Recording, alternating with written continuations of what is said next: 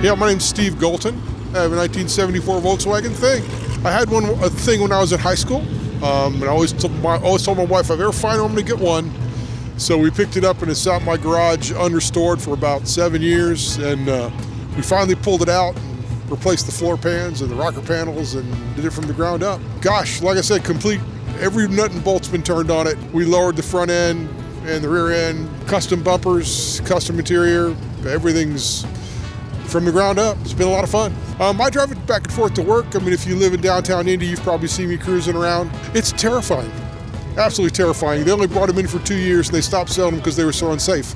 So it's absolutely terrifying to drive. I've never driven it over 60. I'm not sure it'd go much faster than 60. That's just about it.